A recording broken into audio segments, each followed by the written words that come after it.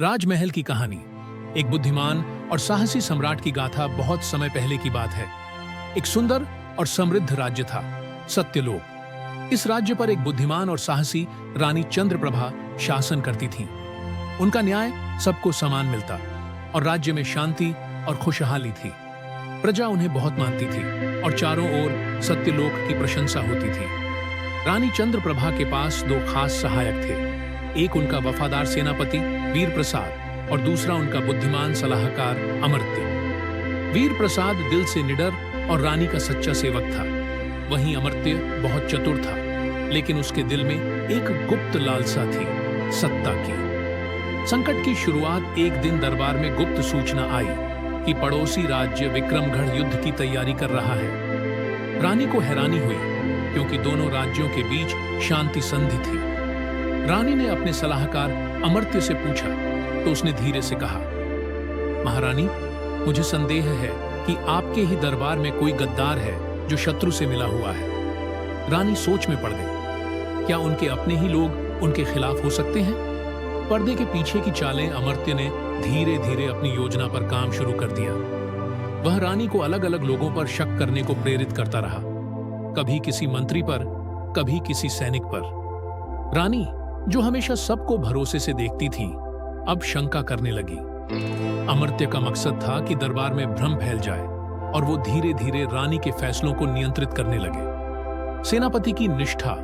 इस दौरान सेनापति वीर प्रसाद ने महसूस किया कि दरबार में कुछ गड़बड़ है। उसने चुपचाप जांच शुरू की। वह जानता था कि रानी पर संकट मंडरा रहा है और उसे सच्चाई तक पहुंचना ही होगा। उधर रानी का बेटा राजकुमार आदित्य, जो अभी युवा था, हर समय अपनी मां की मदद करना चाहता था, परंतु रानी उसे अब भी अनुभवहीन समझती थी। राजकुमार ने खुद को साबित करने का निर्णय लिया। उसने वीर प्रसाद की मदद से दरबार की गुप्त बातों की खोज शुरू की। गद्दार का पर्दाफाश। कुछ ही समय में वीर प्रसाद और आदित्य को सबूत मिल गए कि अमर्त्य ही वह है जो विक्रमगढ़ से गुप्त रूप से संपर्क में है। वह दरबार को कमजोर कर रहा था ताकि युद्ध के समय सत्यलोक कमजोर पड़े। रानी को जब यह सत्य ज्ञात हुआ तो उनका दिल टूट गया। उन्होंने जिस पर सबसे ज्यादा भरोसा किया, वही उन्हें धोखा दे गया। कठिन निर्णय। रानी चाहती थी कि अमर्त्य को कड़ी सजा मिले, लेकिन उन्होंने न्याय और करुणा दोनों का संतुलन रखा।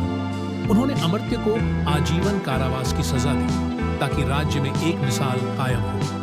परंतु सबसे कठिन निर्णय तब आया जब विक्रमगढ़ ने युद्ध की धमकी दी। रानी को पता था कि अगर वह स्वयं युद्ध में जाती है तो राज्य असुरक्षित रह जाएगा। उन्होंने एक साहसी निर्णय लिया। उन्होंने सिंहासन अपने बेटे आदित्य को सौंप दिया और स्वयं युद्ध का नेतृत्व करने गई।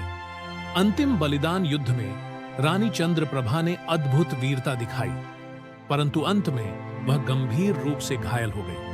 उन्होंने अपने अंतिम समय में यह देखा कि आदित्य एक सच्चे और न्यायप्रिय राजा बन चुका है। उन्होंने कहा, राज्य का भविष्य अब तुम्हारे हाथों में है। याद रखना, सच्चा शासक वो होता है जो अपने स्वार्थ को छोड़कर प्रजा का हित सोचे। विरासत। रानी की मृत्यु के बाद सत्यलोक में शोक तो था, परंतु गर्व भी था कि ऐसी रानी ने इस भूमि को संवारा था। राजा आदित्य ने अपनी मां की तरह ही राज किया, न्यायपूर्ण, समझदार और साहसी। रानी चंद्रप्रभा की गाथा आज भी सत्यलोक में सुनाई जाती है। एक ऐसी रानी की जो अपने लोगों के लिए जी और मरी, और जिसने अपने नाम के साथ साथ अपने आदर्शों की भी अमर विरासत छोड़ी। मूल्य शिक्षा।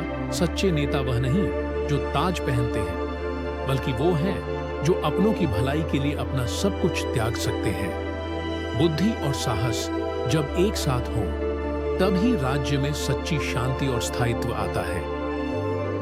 कृपया हमारे इस चैनल को लाइक, शेयर और सब्सक्राइब करें।